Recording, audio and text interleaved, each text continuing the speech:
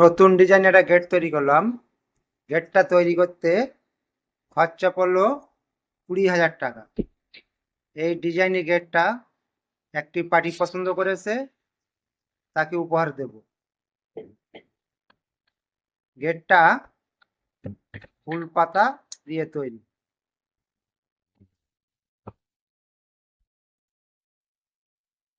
আমাদের gate finally complete হচ্ছে। গেটটা হেভি সুন্দর লাগছে কি খারাপ লাগছে তোমরা কমেন্টে জানাবে। দুটো মিস্ত্রি কাজ করছে, ওদের হাতের কাজটা কেমন তোমরা সবাই জানাবে। ফাইনালি আমাদের গেট কমপ্লিট।